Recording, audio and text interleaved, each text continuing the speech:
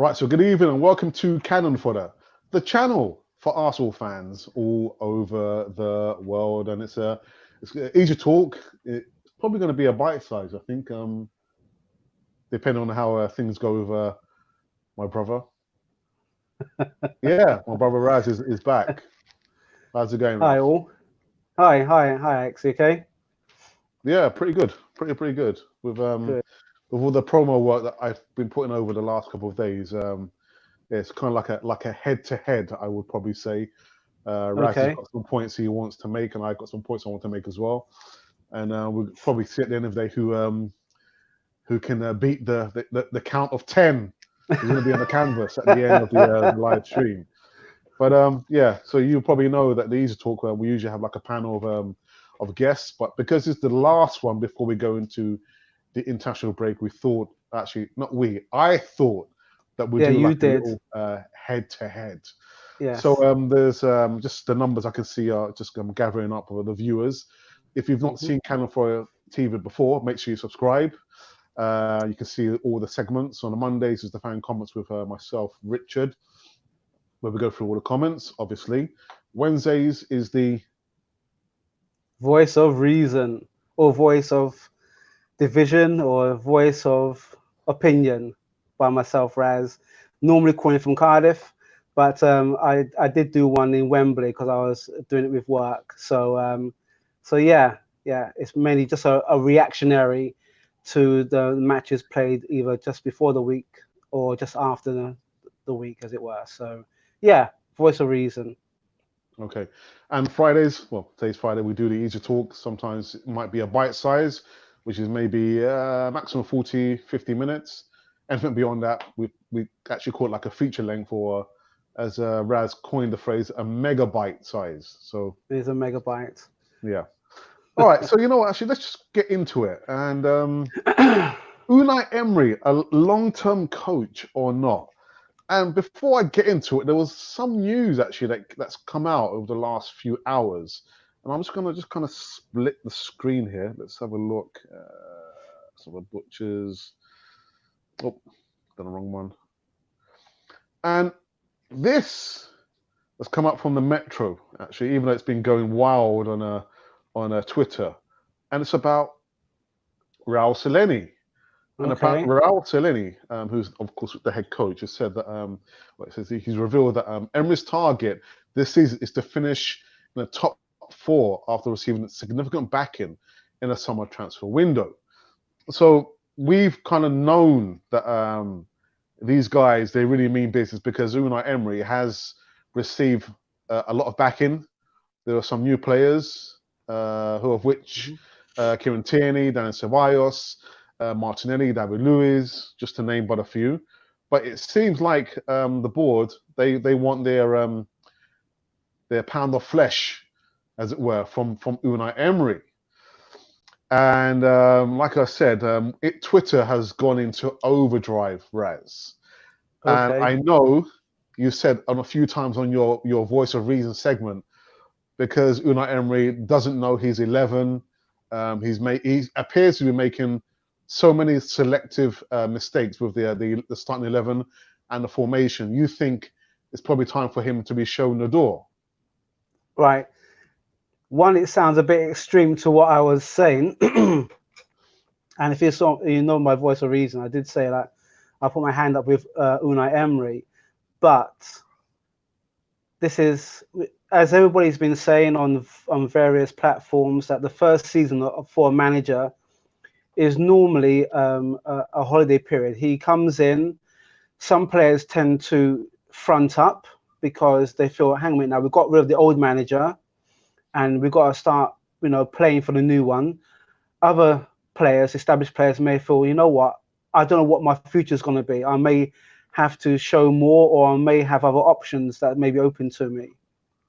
So when Unai took over from Arsene, it was a big ask. And it was always going to be a big ask of any manager stepping in, because what you're trying to do, you're trying to put your stamp on the team that, if you look back at it, didn't perform as well as it should have done. The regime allowed certain things to go on with players' contracts, favoritism of favorite players, as it were. All those had a negative effect. So that new manager comes in, is trying to get rid of all that, put his stamp on, and select the best players that he feels are going to take his DNA into a new era, a new season. So Unai Emery, for the best part of last season, he did wonders. We went on that 22 marathon run, as it were, and unfortunately, towards the end of last season, the cracks start appearing when we started losing to Crystal Palace, Leicester. I'm trying to think of all the other matches that we lost.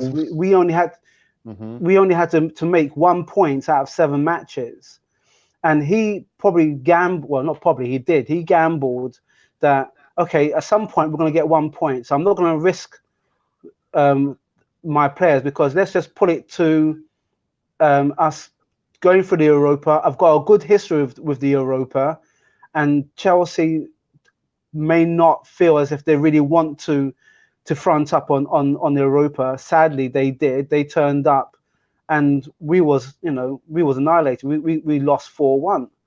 And I think that sent alarm bells ringing, because it was pretty much the fact that we did go on a good run. We had unfortunate injury to Bellerin and Holding at crucial times of the season. So that unbalanced the team. And not forgetting that it was Torreira's first season as well as Guendouzi's first season. So they've understood now how important the latter matches are compared to the first set of matches that they played during the fixtures. So Unai Emery. Let me ask you this question. So he's like, what, 16 to 18 months into his second season at Arsenal. Yeah. You're not happy, are you, about how he's kind of certain the squad? He hasn't really set up the team properly, the in-game management. You're not really happy, are you? No, I'm not really happy, and I think there's quite a few of us are not really happy. I'm not saying he should be gone tomorrow. That's not my philosophy. Funnily enough, I was looking at there was a video I forwarded to you about Ian Wright did a short with Dennis Bergkamp. Yeah, I saw and it. he went to Dennis Bergkamp, and Dennis Bergkamp talked about his views on Arsenal, and it was I'm trying to remember the manager we had then. Bruce Rioch. What's his name? Bruce Rioch. It was Bruce Rioch. Now, Bruce Rioch had a very short reign, but he signed Bergkamp. He got Bergkamp in, and Bergkamp pretty much started the revolution. As soon as Wenger came in, Wenger, as everybody knows, Wenger had an established back four, so he didn't need to touch the defense. The midfield, he brought in Petit, Vieira, Overmars. He had Bergkamp in there, Limpar. So Wenger tinkled a little bit with the midfield. Up front, we had Anelka. We had Platt in midfield.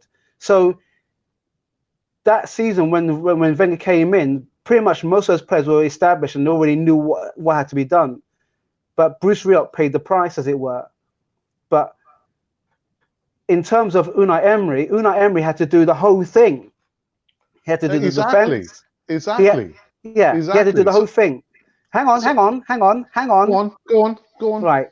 So he had to do the whole thing. He had to do the defense. He had to do midfield, and we had Lacazette anyway. And we had Aubameyang, and that team took a while to gel.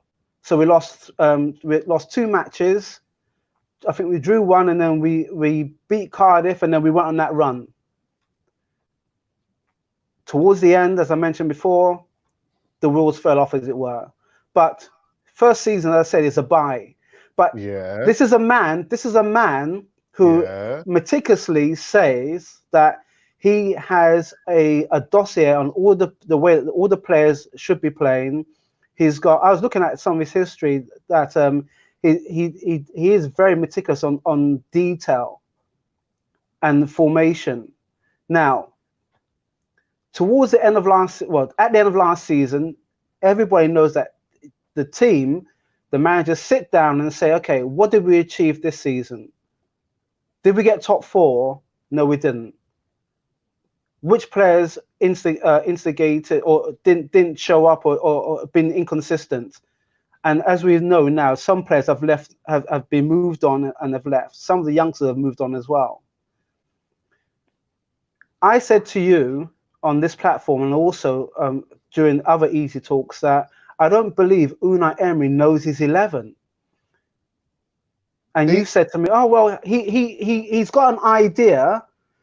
But he knows that idea. Listen, he knows his 11, Ralph. He knows his 11. Right. Unfortunately, we've got maybe 4 players that could form or maybe will form part of the first squad or the first 11. Lacazette has been injured.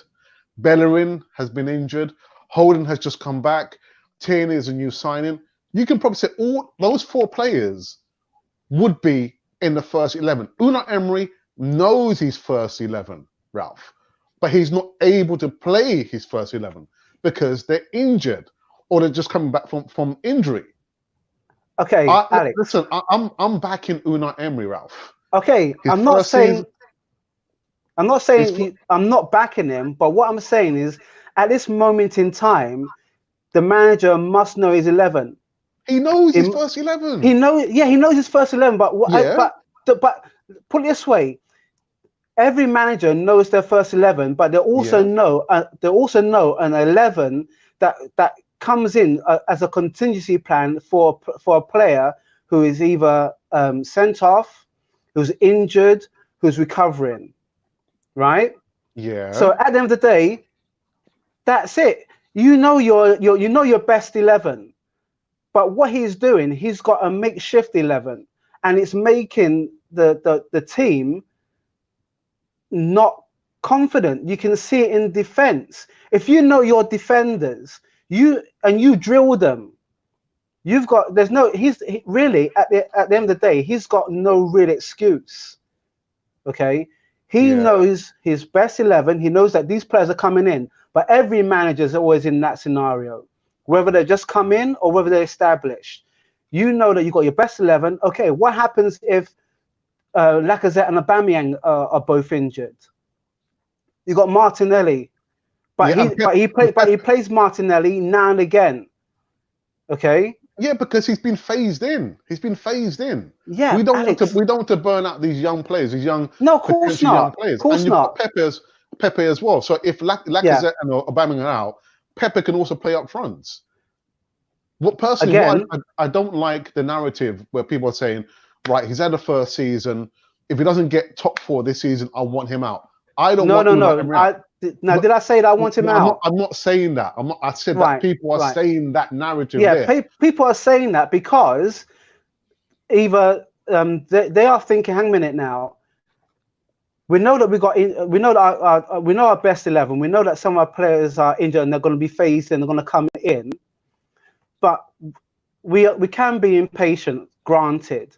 But it's coming to the time now where the longer that he starts phasing in and being defensive, it gives the opposition more impetus and more confidence to go against us. We have not built sufficient momentum to put those teams that we play against on the back foot. You can't be saying to me that when you go to the Emirates or you go away, that the team that he puts out there, you're fully confident that we're not gonna ship in maybe 2 or 3 goals. You can't be telling me that you're confident enough to think that, hang a minute now, this team, we should be able to beat this team.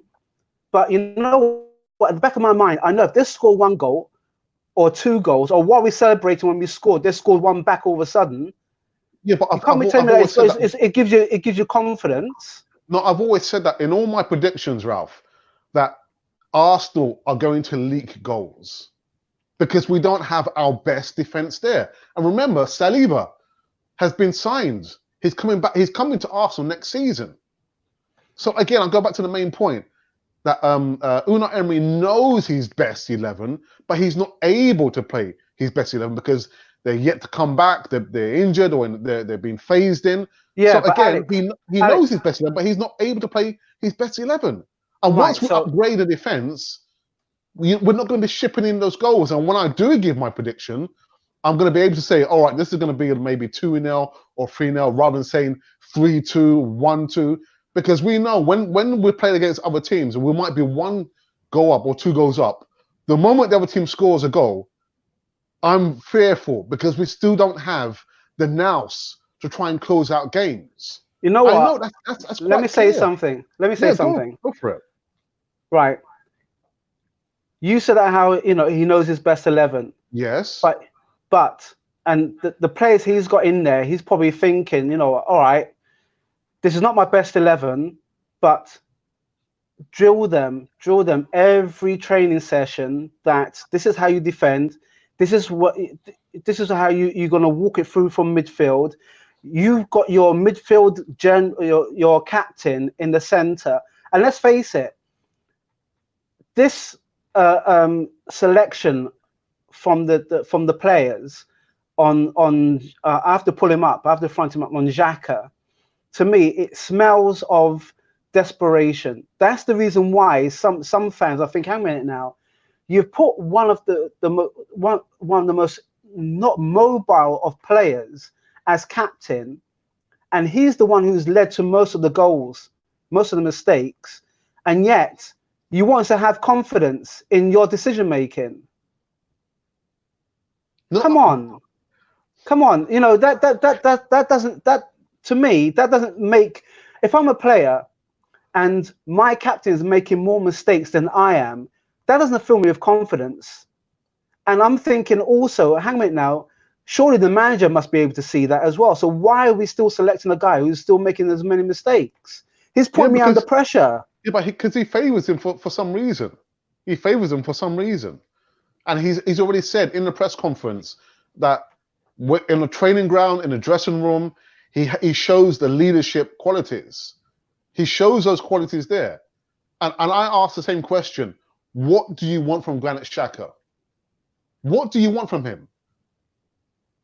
I want a guy who all right, if he's going to lead from the front, he's got to take ownership. He can't say I don't expect a captain who says, when they scored, we were scared.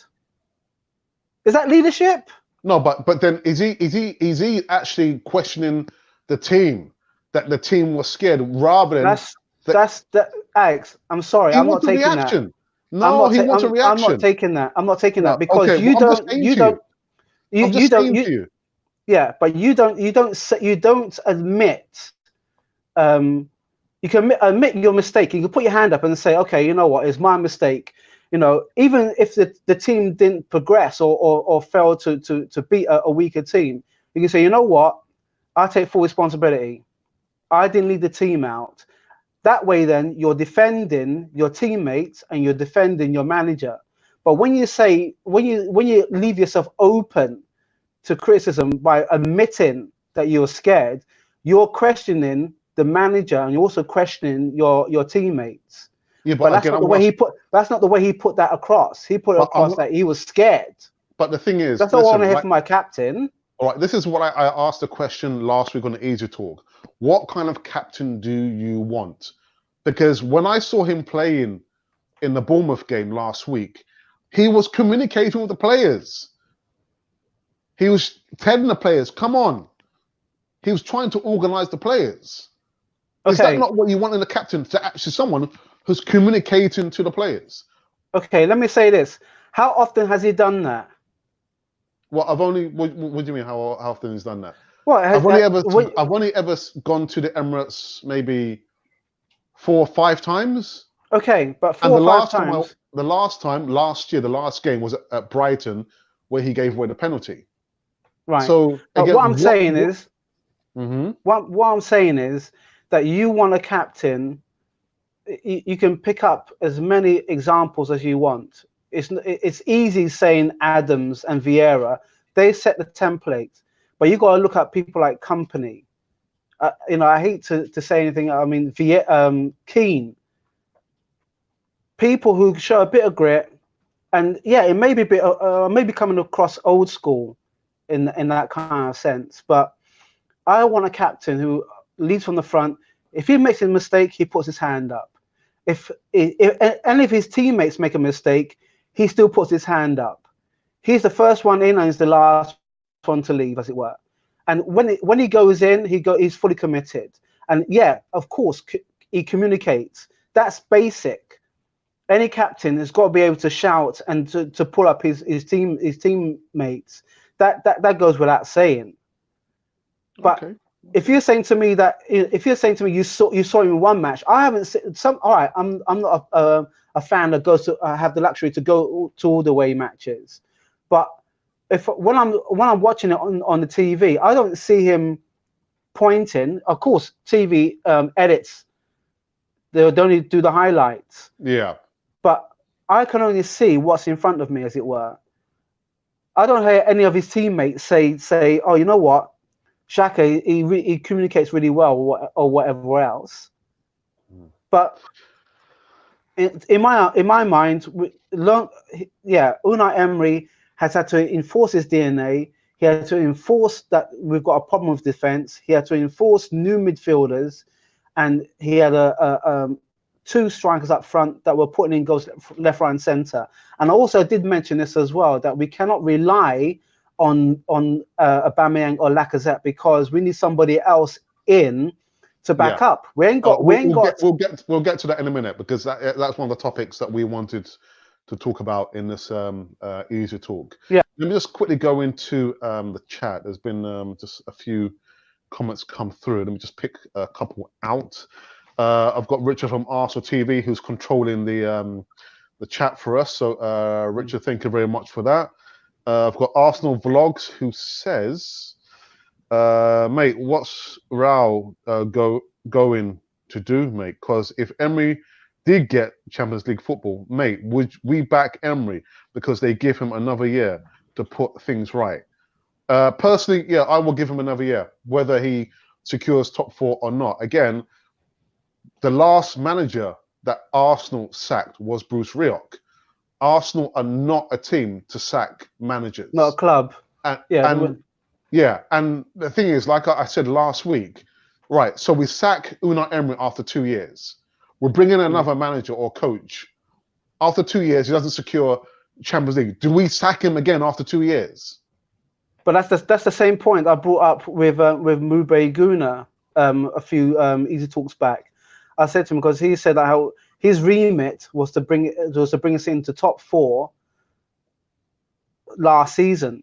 Yeah. Now this season, it's pretty much all on him, because we've got some of the players now that we want.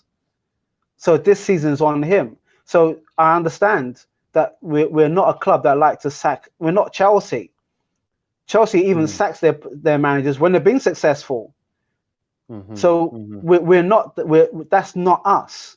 But at the same time, Unai Emery, he knows now that every match that goes along, while we're still waiting for our players, results going to come in regardless. Yeah. The players take that. You know, you've got your deadline date to get your players coming back in fit for the rest of the season. However, results is the benchmark. So when you're drawing against the likes of them down the road, and you could have look at what happened last week with Man United.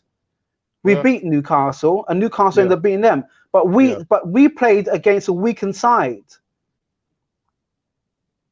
But so these matches, all right. Let's not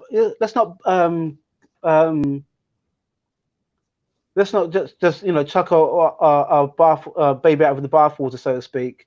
You know, we've only lost 1 match. We've drawn 2. And where are we in the league now? And at present we are 3rd. At present we are 3rd. Right. Okay. Now so we're going to come in. We're going to come in because let's if you want to look at history, you only have to see us from November to January before we can start saying actually we're on a good run. Normally this is the time now when we probably will struggle against lesser teams for whatever the reason is. Yeah, but we've got. I mean, the international break. I mean, for me personally, I don't care whether the international break comes or not because I'm more relaxed. I'm less stressed. But it will give the players like Bellerin more time because Yeah, Bellerin of still course. looks a little bit It short. give us time to get the as we mentioned before, the players that Unai Emery believes is his best 11. Of course, And you know what? I think a lot of Arsenal fans would be thinking, okay, well, if he's just doing a makeshift 11, but he knows his best 11, when that best 11 comes in, if they start drawing matches against teams that we should beat and losing matches against teams that, you know, they are in the top 6, yeah. then his tenure will be questioned. And it's unfortunate to say it because we're in times now where we don't have the luxury of having a manager year in, year out, regardless, maybe just challenging top 4 but not really winning anything. Those days are gone now. Yeah. Those days are gone. Well, I won't be questioning him. I won't be questioning. I'm going to give him. I'll give him time. Let me go back into the chat. There's another one here from one here from Richard. This is Luca, who's Arsenal Vlogs. We can get top 4 with the players we have now, but we still make the same mistakes. That's true. That's true. And another one he comes back in with, as captain, you shouldn't come out and say you're scared because you're just letting your opponents take the mick out of you as a club. There you go. Okay, another one. Got Gunnar Glenn. Gunnar Glenn, thank you for coming in. And again, thank you for supporting Cannon 40 TV. I know you're at the kindness of your heart, you do lots of promo work for spreading the word about Cannon 40 TV on the Twitter platform. And he says, I thought Xhaka played quite well against Bournemouth, and I thought so as well. I thought he had a relatively good game. But nobody, you know, I mean, I think we're very, very fair on Cannon 40 TV. When players play well, we say they play well. And when players don't have a good game, we say they don't have a good game. Yeah. But personally, Glenn, I agree. I thought Xhaka had a really good game. Really good game. I think from what I've been hearing on other platforms, they've pretty much said the same thing. But the unfortunate fact is that when you have a player who, you know, I don't want to have to keep on going on the negative. We have a player who contributes to a lot of the mistakes that happened last season. This season, okay, clean slate. But you want to make sure that as captain, you have got the burden. It does become a burden that you have to put yourself under a performance, an 8 or a 9 out of every match. The captain that goes down with the fact that you keep on putting your own team under pressure. It's bad enough. It's challenging enough when you're playing against a Man City or Liverpool. But like I go back, it's worse when you're playing against them down the road or other teams in the top 6. Your own player is putting you under. I mean, that's, you know, like I said last week, that, you know, Unai Emery, that's when he's going to earn his corn. It'll be down to him to make the decisions and maybe live and die by those decisions that he makes there. Let me quickly go back into the chat again. I've got Ryan from the Mr. Arnold podcast, and he says, I think going by what Raul has said, the getting Champions League football is the minimum expectation. If Emery still struggles this season, I think he is gone in May.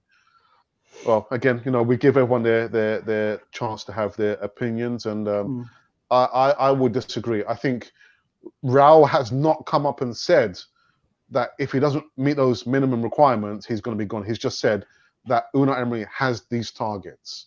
So you can read in between the lines.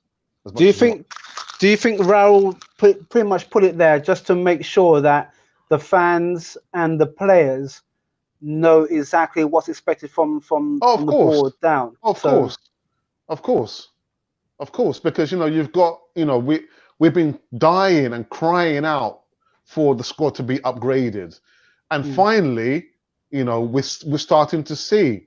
How do we know that? Because now there are players competing in different positions on the team. Kolasinac, That's how it should have been. of course, that's how it should have been. but it takes time. It takes time, So yeah, we've got Kolasinac on the left. However, Tierney, they're already competing for that position there. Left side, we've got Saka, we've got Martinelli, we've got Reece Nelson. So now, slowly, the team is starting to evolve. So we've got to give it time. We've got to give it time. We've got to give it time. Alex, just one other thing. You say you've got to give it time. So what? Worst case scenario, we don't get top 4. Yeah. And we don't win any of the cups. What do you do then? What do I do then? Yeah. Well, I'm not looking to sack Unai Emery. I've told you from the get-go. Okay. No, I don't want us to turn into a Chelsea where, even though they've won the Champions League or the Premiership, it's like a revolving door. Every 2 years there's a new manager. Nah, you got to get. It's unfair that we've got one manager who was at Arsenal for 20 odd years. Look what's happened at Manchester United. After Fergie left, how many managers have they had since? It's difficult. It's difficult to get rid of that DNA there. So we've got to give Unai Emery time. There's still elements there of Arsene Wenger, the mentality there.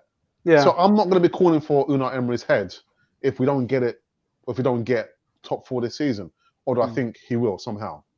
But quickly go back into the chat. There's one more from IG, Indian Guna. He says, can we either stick together or fall apart? First, Mustafi was the culprit, and now Xhaka is the devil. Soon the fans will turn on Kolasinac. Who's next? Hector? Yeah. Everyone's looking for a scapegoat. Yeah, I think social media tends to play a part as well. As much as we use it as a viable tool, and there's always going to be some of us Arsenal fans who would dig out certain players, and quite rightly, sometimes we have a right, as it were, to bear our frustrations because we love the club so much. I don't say or don't wish anybody, any players, any kind of malice. That's not my way. Yeah. That's not my way. Criticism, whether it's warranted or not, I think we're allowed on this platform to say how we feel and to have a positive a positive opinion, as it were, about it, but not with malice attached behind it. I don't wish them no malice. I love my team, I love my club, and I follow them regardless, no matter what. Yeah. But there are times when you do get frustrated. There is banter where I live at the moment.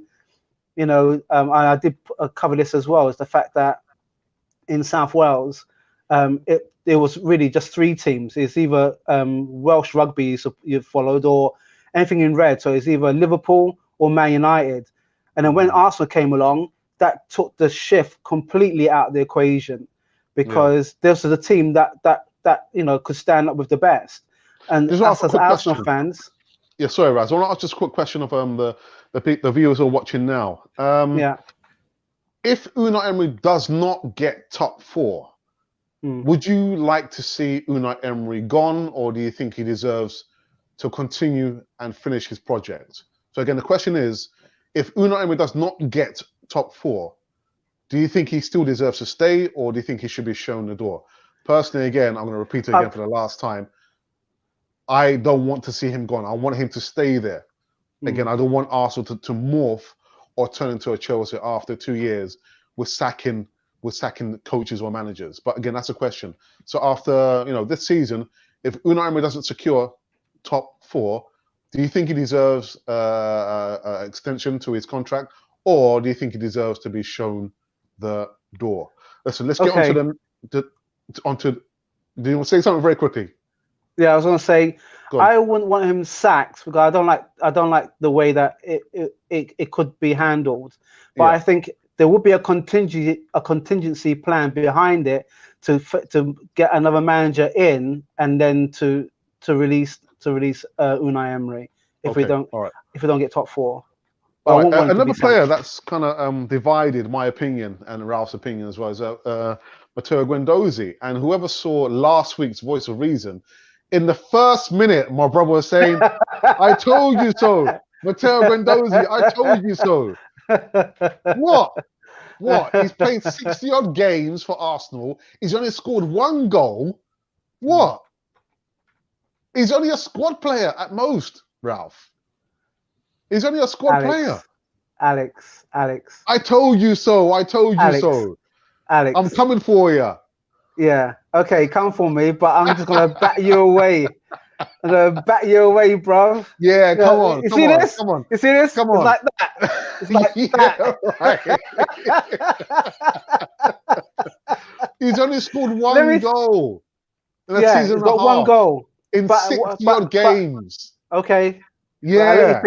I'll let you finish. Have you finished? Only a squad player. Have you finished? Listen, I know we're going to talk about... You're saying the same thing over and over again, so I'll wait till you finish. Right, okay. I know we're going to talk about, the midfield later on, but he's only a squad player. He's not in my first 11. He's not in my first 11. He's done wonders, but there are other players ahead of him. And where are those other players ahead of him? Okay, where are those other players? Where are those other players ahead of him at this moment in time? Willock, Ceballos, yeah, Torreira. There's only maybe one player who really I wouldn't start in my 11, and that's Granit Xhaka. Okay, I'm not turning this into a hate campaign against Granit Xhaka. No. There's only one player ahead of Matteo Guendouzi. All the other guys are ahead of Guendouzi. Okay. He's only a squad player. Go for it. Okay. Have you I'm finished? coming for you. Yeah. Have you finished? I finished. Okay. So this squad player from League 2 from France. Yeah. Who last season was easily brushed off the ball. He tried to get fouls committed, and there was one. Was his first match or second match when he did a pass back and he had to rescue. I think Petr Cech rescued him. Okay, so this squad player who has got the passion of the person that you would want to be wearing the shirt. That's good. Who hang on, don't cut in now. Let me have my say. That's good. Settle down, bruv. Settle down. Wind your neck in. Wind your neck in. Go on. Yeah. Who weaved in between a couple of players. I'm trying to think what match it was, and we got the penalty. Was it against Aston Villa? Aston Villa. Yeah. So he got us back into the game. Whenever so far, and if we're going to go by form alone, so far he hasn't put a foot wrong. Yeah, there may be players ahead of him. I don't doubt that. I've always said that how Torreira was. We banged on about Torreira last season. Yeah. And you said he was your midfield general. I said, yeah. I saw the way that he shackled Ronaldo, and I didn't like the fact that my man was chasing all the way up, trying to be with Lacazette and Aubameyang to try and score. And if you're going to do that, you put the ball in the back of the net, but you have to come back and do the groundwork. But anyway, back to Guendouzi, back to this young lion. Go on. Back to his young lion. He has shown the way that it's no point playing the ball sideways or backwards. He goes forward with the ball, and he does it purposely. And hang on a minute, did he do a cross to get Callum Chambers to score? Did he? Was that his cross? I'm sure it was his cross. The guys on the chat will be able to say, will be able to verify. But what I'm saying is Nottingham Forest game. Nottingham Forest game. Yeah. Was it Nottingham Forest? I'm sure it was against Aston Villa. Anyway, what I'm saying. It was Nottingham Forest. Okay. What What I'm Yeah, saying, is that go on. this is what you want your players to do. Last season is always the first season for any player. It took Bergkamp about 7 or 8 matches to get into his stride for Arsenal, and then he went on. He's gone on. Are you comparing Guendouzi, Bergkamp to I'm all saying right, about okay. foreign players. Let's get it All right. straight here, bro. Go on. Foreign players, they always take a while to get settled in. This young man he had the best part of last season, and he trailed off because he didn't. It's an intense league. You can have Serie A, you can have the German league, any league, Spanish league, any league. But when you come to the Premiership, it's a different kettle of fish altogether. Of course it is. And he and as well as Torreira have settled themselves in. Now, yeah, there's other players ahead of him, but this is what you want. You want a player who is going to say to the manager, I'm playing good enough. I'm good enough to play. If you're going to put him as a squad player, I think that we will, in the long term, it will come and bite us. I think it'll come and bite us. He's a player for now, and at this moment in time, I'm backing him. I could end up with egg on my face. I don't really care. The amount of times that we've had young players and we've burnt them out and they've gone off to other teams and they've done okay, but we've burnt them out. This Guendouzi, he is a man who's understanding how intense it is, how he's got to play the ball forward, and those around him will only make him even better. Can I say something now? You finished? Yeah, I finished. Okay, The thing with me, Alex, and you is that I'll let you speak, but when you speak, I have to wait for you to finish. That's rubbish, man. Go on. That's rubbish. That's rubbish. Dismissed. I'm coming for you. You see? Back it up, bro. Back it up. Hey, listen. So I'm gonna say, compared to last season, like you rightly say, that he was holding on to the ball, giving the ball away. The players were coming on to him. He's probably the most fouled Arsenal player last season. But he's still doing it this season. He still did it this season. In the Bournemouth game, the last 15, 20 minutes, when it called for calmness, he was giving the ball away, Ralph. Still releasing the ball a little bit too late, getting fouled on the ball. It was the same pattern, although it's not as much as last season. He is making improvements. But he's not, that's for what me, you want he's not, he should not. To do. That's what you want your Arsenal players to do. You want them to make improvements. But at the same time, you're gonna have the better players around him, and he will pick up what he needs to do and when he needs to do it. He's already doing it now. Let's not forget that this was a midfield team that was stagnant for the last 4 or 5 seasons. We had flashes of brilliance. We had Cazorla, who was our maestro, and then that was it. He was gone. Then you had Aaron Ramsey. As soon as he was injured, it was like, who are we looking for next? Whereas Flamini, the best midfield that we had, 2008, 2009, we had Kleb, Flamini, Riziki, and Fabregas, all youngsters, and technically gifted. And at the same time, we allowed them the time to grow. We had the team around them to build them up, and they took on great strides to cement themselves in the first team. Let's not keep on. I mean, this is a very young man who can go one or two ways. At this moment in time, he's building up. So if you want to put him as a squad player, I think we'll miss a trick. I think it will knock his confidence a bit. I think while he's there, let the young man learn his trade. He's putting performances in, and okay, if he's still getting knocked off the ball, that kind of mentality will get knocked into him. Someone along the line will say to him, "Look, you know what? You have to toughen yourself up." Okay, all right. Let me quickly just go back into the chat again. There's Mube Gune. So, yo, family, what's good? Alex, can't agree with you. With the way Man U and Chelsea is playing, if we don't get top 4, or Emery has to go. I'm sorry, but yeah, I remember we had that conversation on East Talk maybe last month, Ralph. I think when it we was were talking I think it was last month. It was Yeah. last month. Yeah. We're going to agree to disagree. For me, nah, I don't want Emery out, man. And then we've got Glenn says, I definitely give Emery a 3rd year too. There you go. The voice of reason there. Nice one, Glenn. And that wasn't a slight dig at all. Then we've got Tracy Linton as a regular. The reason why Man U is struggling is because they have no structure like what we have now. Is if we sack Emery, that won't happen to us. We have a head of football and recruitment, a better structure. And also Man U, they don't have do they have any strikers?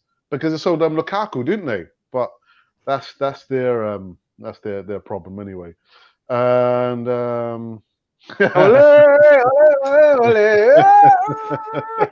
Mube saying no top 4, it has to go. Nah, man, what are you talking about, Mube, man? Nah, sorry. And then IG says, Ralph, would you support Xhaka no matter the amount of cards he gets or whatever his performance are? Will you stick by him till he is the captain? You see, that's the. I'm coming for you. IG, listen to me, bruv. When you are a captain, all right. Let's put it in. I hate making comparisons because it's not a fair one. It's not a fair one.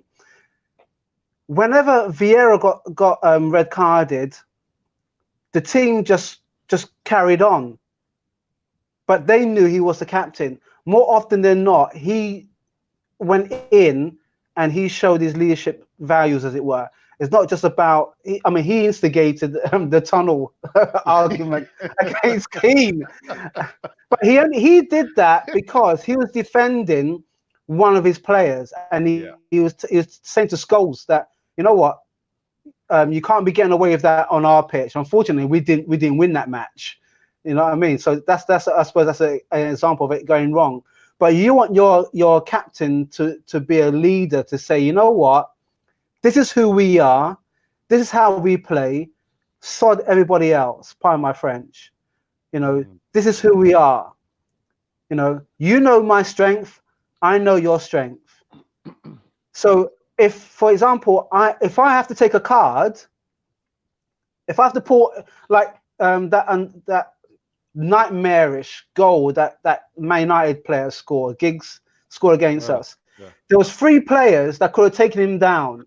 If one of them was my captain and he pulled it, I would have no arguments because he's saving a goal threat. No one let him do that, and he went on to score that goal. And that had ramifications for the way that Man United start their Champions League, their 3 trophies that season. So if my captain showed as much guts, determination, lead by example, took a card, of course I'd back him. Of course I would. But if he took a card because we were winning 2-0 and they came back at us and they beat us 3-2, then I'll dig him out. I'll say, you know what, you should manage the game better. So it depends on the game. It depends on who we play. But at this moment in time, if he takes the cards and we don't win, then I'll pull him. I'll dig him out. So I won't stick by him. He's got as a captain, he's got to lead by example. And I think we've been really fortunate in the past to have captains that led by example, and we didn't care if they got red carded or not. The team continued forward. I don't think that's the same with Xhaka. Okay, right. Anyone's just watching Cannon 4 TV, he's taught bite-sized version. I've got my brother Ralph back on the channel. Just talking about certain points about Guendouzi. It's not like Guendouzi is not a player that I hate or I don't like. He's a good player. Really? Don't make him out to be someone that he's not. You know what I mean? He's a good player. No, I don't think we're bigging him in that kind of vernacular. I think time will tell, but Of course it will. he's got the makings. course. He's got the makings of being. He's got the passion. He's got the fight in him. It's something that was lacking in other and he's just showing it the way that it should be shown. And I think that we have to back him. And if he does become a squad player, I think he'll find his future elsewhere. All right. So yeah, like I was going to continue to say, if you've not seen Cannon Fodder TV before, make sure you subscribe and also hit the notification button so you can receive all the latest and greatest news right here. Yes, right here on Cannon Fodder TV. We've got fan comments on Mondays with myself and Richard from Arsenal TV, who's my co-host. Wednesdays is the voice of reason with my brother Raz, with 7 p.m. And Fridays, of course, like today, is the Easy Talk, where it's the bite-size or the feature-length version. Back into the chat. No surprise there. Mube Gune, Guendouzi, better than Shaka. Yes, That's facts. Hennessy coming to you, bruv. He is. Hey, Mube, what have I done to you, man? Do you know what it is, Ralph? He's been drinking too much Hennessy, man. That's what it is. No, I don't think so. I don't think so. And he says Guendouzi has been our best midfielder this season. It's still early days. It's still early days. Has there been a better performing midfielder? Oh, I'll say Willock, man. Willock, yeah. Willock. I say Willock. Yeah. But then again, Alex, why didn't Unai play him against Man United? Was he injured? I think he had a thigh strain, didn't he? Okay. I think that was the match where he had a thigh strain. That's why he didn't play. That's why he didn't play. All right, quickly back into the chat again. Got another one from Tracy who says, and we are a big club, so if we don't make it, sack him because we had the other coach a little too long. As great as he may have been, and one of the seasons why I would sack him, I can't see no style. That has been the other criticism of Unai Emery. What's his style? What's our identity? Say again? What's our identity? Well. And another one, IG says that Alex is always harsh. He rated Guendouzi 6. I remember. Looks like he has some beef with Mateo. Best central defensive midfielder till now in terms of stats. Okay, our potential player of the month for September doesn't make your 11. Why? No, I think Aubameyang was named player of the month. Yeah. So so it's not Mateo. IG. Sorry, IG. Then Villa second goal. Mateo made the pass towards Chambers. Ralph is right. I'm not saying nothing. I'm not going to say anything else. And then we've got Gundam News, Mahir, who's our partner. Our partner channel, not our partner channel. We're doing this channel challenge prediction game, where if you predict the right score, you get 3 points. If you get the right win, we get 1 point and no points for a loss, of course. And I think Cannon Fodder TV, we are in the lead by I think 2 points. But go over there, make sure you subscribe to Arsenal Fan Circle. It's a brilliant channel with Mahir and Ray over there. He also says, shout out to all of you in the chat. Yep, nice one. Yep. Nice one. Yep. And Richard, who's also controlling the chat for us this evening. If we don't get top 4, then I think he should go if we continue the same way with no playing style. But if he changes his ways and applies a style of play and stick to it, then we'll give him another year. Hey, but with no style, with not playing our best 11, we're in 3rd place. We're 3rd in the Premiership. But Alex, who would have thought that? Alex, I think the concern is when we get our players back in, what happens if we lose 1 or 2 matches then? because it's not all. It's not. You know, we always know. You know, Arsenal tend to get challenged towards the latter end of the year, beginning of the following year. So when Unai Emery gets his players in, what happens when we I hate to again, I don't want to sound negative.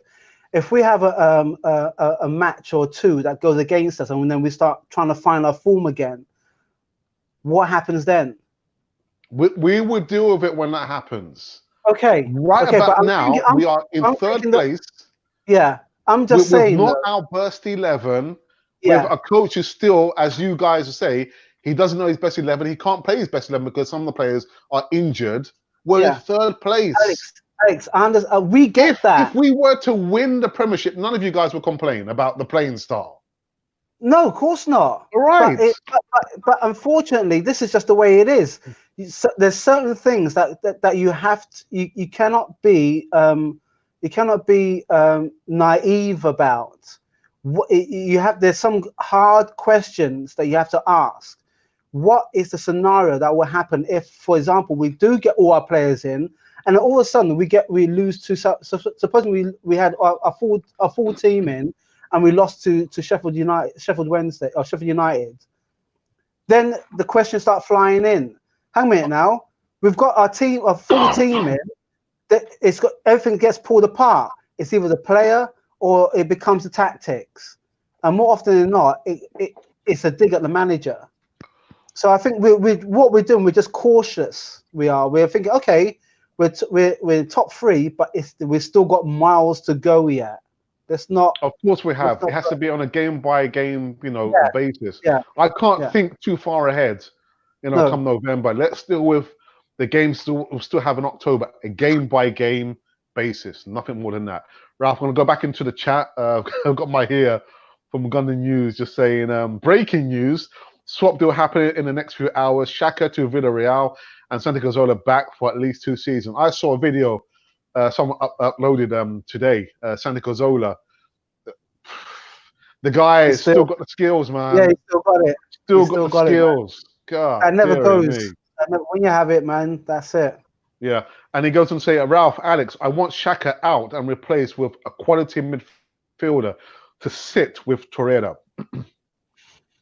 Mover says, best fielder this season has been Guendouzi. If you say Ozil don't play because of performance, Guendouzi should play because of the same logic. I'm not going to get into that debate about Ozil. I've said enough about that. And then he just qualifies something I asked before.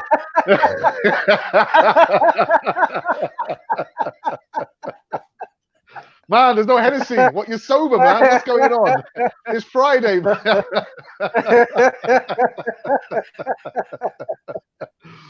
Hey, Moob, I'm just joking, man. Just pulling your leg, man. Yeah, it's all love, Moob. It's all love, man.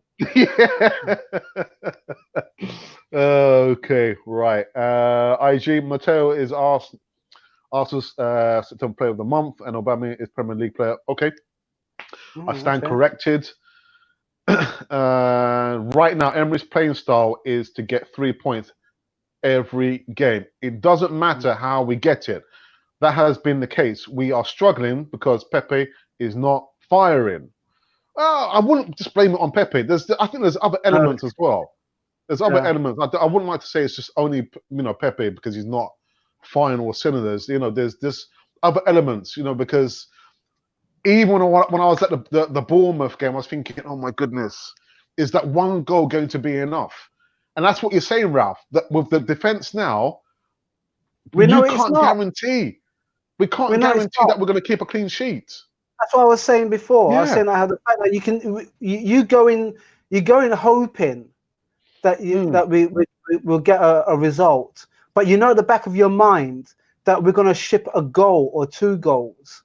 Where we want the midfield to start contributing, because that way then it takes the pressure off the defense, and the defense will be able to play with a bit more confidence, and that will seep through the whole squad. And that brings me to my segue. The defense, a continued headache. I think we've kind of covered the topic already about the defense, not able to defend. And I think mainly, Richard, I think he hit the nail on the head.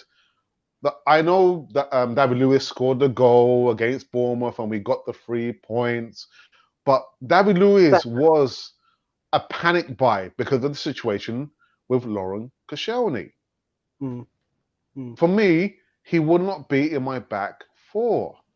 My back 4 would be Bellerin once he's fit, Chambers, Holding, Tierney on the left-hand side. I know we've got Saliba to come next season, but right about now, that will be my best back 4. And I can't really see it leaking too many goals this season. Well, it will be more established because you've got Holding and Bellerin, you know, they've played in. Yeah, you've and got Chambers Tierney, as well. Yeah. You've got Tierney who loves bombing down and whipping those crosses in, but he's got the discipline to come back to defend because once his job's done, then that's it. You have to come back.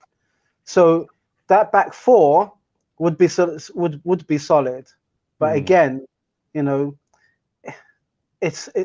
what you do. You got to play the defense that you have at this moment in time. Exactly. So that is your David Luiz. That is your Socrates. Yeah. You know what I mean? You got to play those with them. Mustafi, you know, it's come to a point now where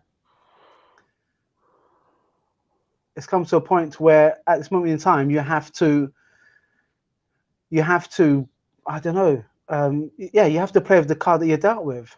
And actually, it comes on the back of the interview that was released. He did an interview.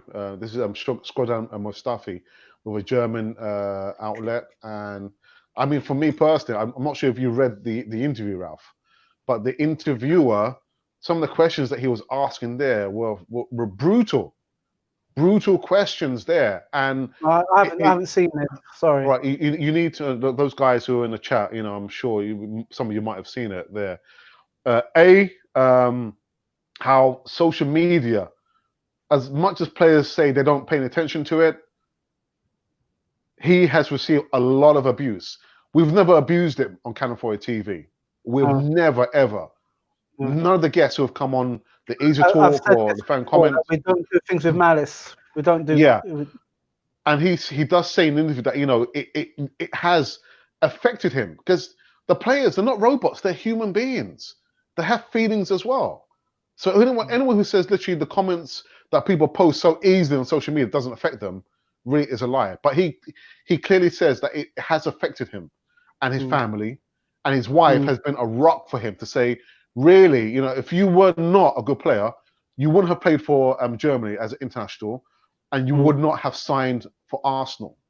But it just goes to show, literally, that with social media, it's so easy for people to post, well, of course, you know, their comments and not take ownership of the comments. I have to say that they're keyboard cowards, as it were, because or keyboard warriors. Well, I wouldn't say warrior. To me, warriors, you're willing to stand up and fight and face it square on. These are keyboard cowards because they can say what they want. They think it doesn't harm, or they probably feel that it's a comment. You know, you're a professional, get over it. They don't understand that the amount of hours and weeks and months and years it takes to get to that kind of level. And also to think that of the fact that you have to travel, you may have to uproot your family as well. They don't. Some of these people don't take those kind of things into consideration. You know, well, I mean, let's put it this way: we've all played the game. Most of us have played the game. Most fans have played the game, and we stopped because either we weren't good enough, or whatever kind of contributing factors there may have been. But these people, these exceptional players, they continue and they've become professionals for a reason because it's what they were built to do. It's what they wanted to do, and. Yeah, we can always say so-and-so is a crappy player or whatever, but as I said before, I don't put my words out with any malice behind it because I don't think it benefits anyone in the long run. Yeah. Right. So was again, you know, defense. We're not going to continue talking about the defense. Let me quickly go back into the chat. Let's have a look again. The Miss Arsenal podcast. We are third because other teams are currently crap. not through how good we have been. It's more luck than anything else that we are third. But like I said, if we were to win the Premiership playing this system and the players above us playing crap, you guys wouldn't complain. No, sometimes The you record sometimes you books do would need a not. bit of luck. You Say do need again? a bit of luck. Sometimes you do need a little bit of luck, and Of course so we do. far, Of course we do. so far we've been, let's just, as we said before, take it match by match. Absolutely. And my old pal, London Old School, even London Old School, is that with Tierney, Bellerin, and Holding coming back, we should be more solid at the back. And that's what I said. With the upgrade, and again, with Saliba to come in next season, we're going to be rock solid. Believe me. Believe me. Okay. All good. Still at work, bro. Stay away from the Hennessy, brother, man. Okay. And then we've got Louis and Holding, our best partnership right now for me. Okay. So, well, what about Chambers, Mube? I mean, they've grown up. They've come through the ranks at Arsenal. For me, they have a better understanding in the centre back position rather than Louis. But Take the rubbish out of the bin. Sorry, Alex. Sorry. And then we've got the Mr. Arsenal podcast. People need to get off Pepe's back. If he didn't cost as much, would the same people complain about him? I wonder if everyone forgets he didn't ask Arsenal to pay 72 million. It was Leo who give him time. Yeah. I think having that price tag does come with the territory, because you automatically think, oh, if he's worth that amount of money, he must be a good player. And if we're paying that amount of money, we want a player to produce the goods, and he's not producing the goods. And I think there is a case for him to feature more in the Europa League games rather than in the Premiership. I just kind of get the impression that even though he was given the penalty to score by Aubameyang, he still is lacking the confidence, and he's still not found his feet. So I personally, I would prefer him to feature more in the Europa League rather than in the Premiership. Yeah. Just give him that, Yeah. that Just confidence. give him some time. Yeah. Give him some time. Absolutely. Okay. And then IG says Chambers looks a better asset as a fullback than playing as a centre back. Okay. It could be. It could be. So what about Paisley Miles, as you say it, IG? That's what IG calls him. Trying to be a bit positive here, aren't we? Yeah. And then he says, on a lighter note, watch the Ian Wright and Bergkamp interview. Absolutely fantastic. Yeah. Really, really good interview. See, just another thing, it just goes to show how one player, or say two really, can influence how a squad plays. Because when he got signed in, everyone was talking about Bergkamp. They couldn't believe that Bergkamp signed for Arsenal, and yet he came in. It took him a while to settle in. He said it took him a while to settle in. Yeah. It took all the drinking culture, all the the training was compared to what they the English guys did.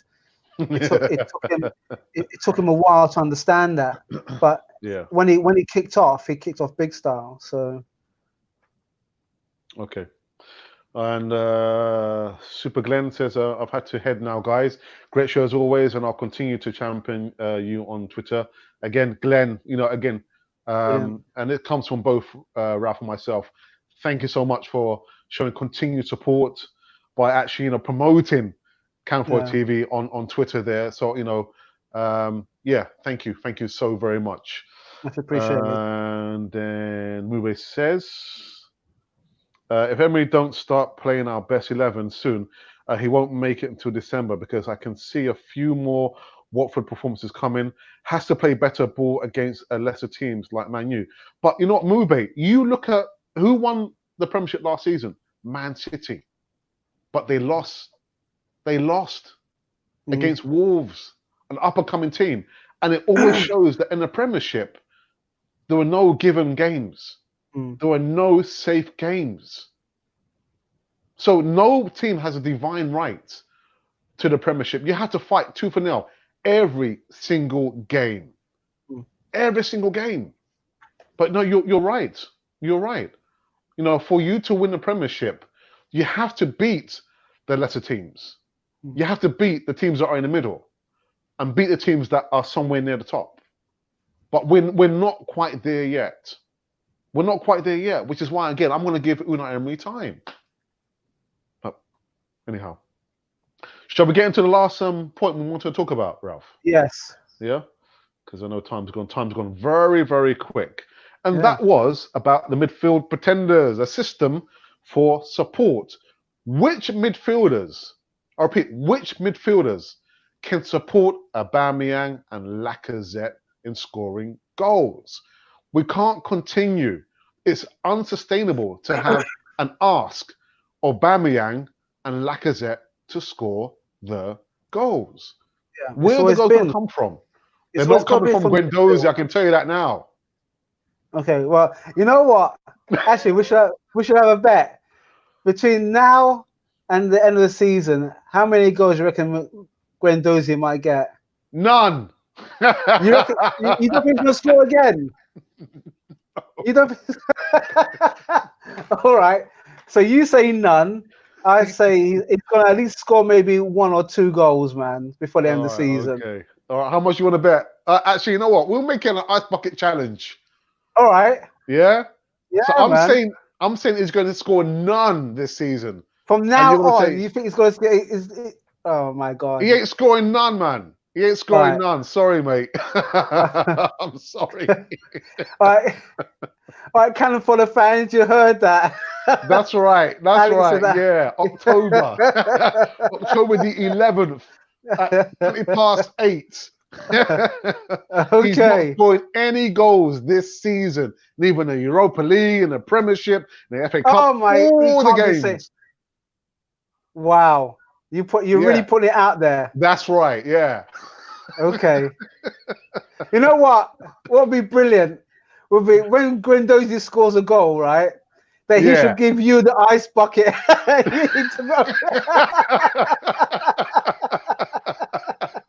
And get Guendouzi and pour the ice bucket over you. That'd be amazing.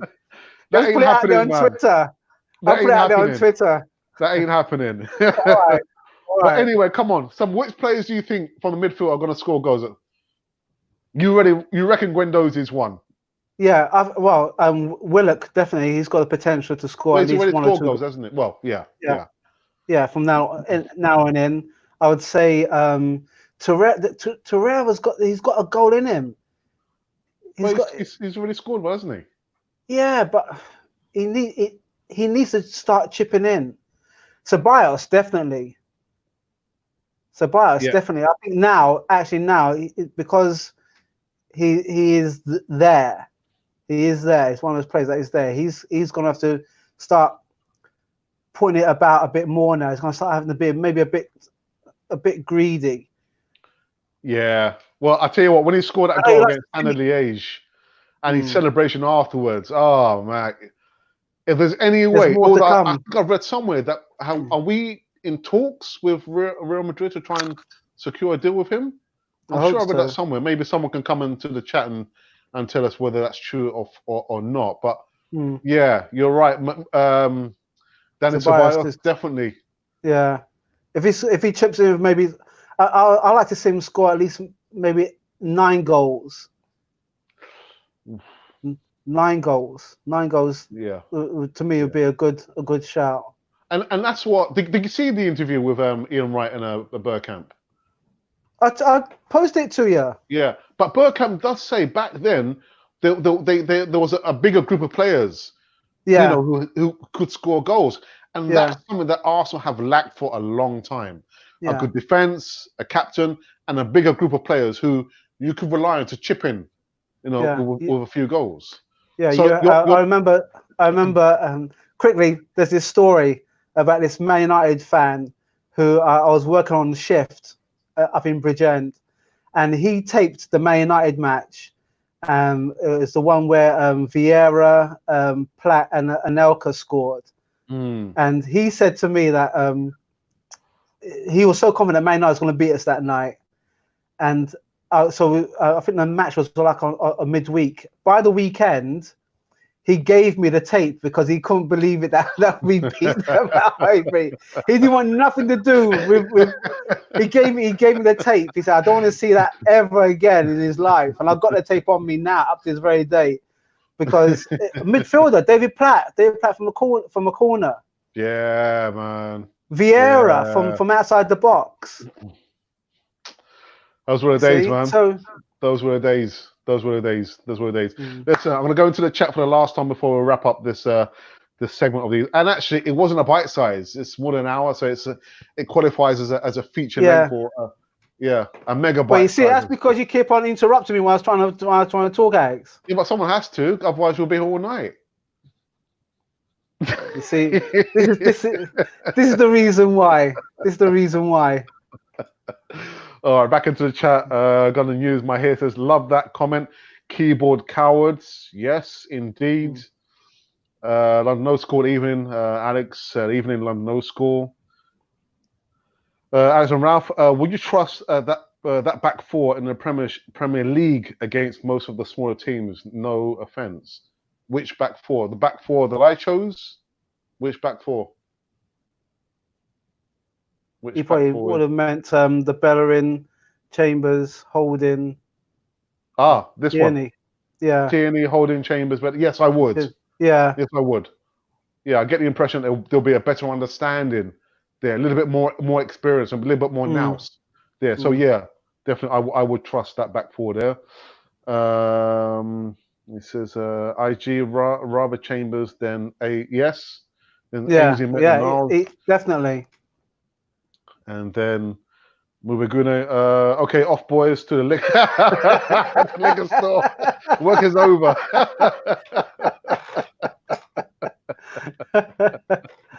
Love Mube. Yeah, the big up the channel. Yeah, Mube, thank you for being with us. One of the first subscribers, I think, to Cannon Fodder TV back in the day, man, when we weren't called Cannon Fodder. Okay.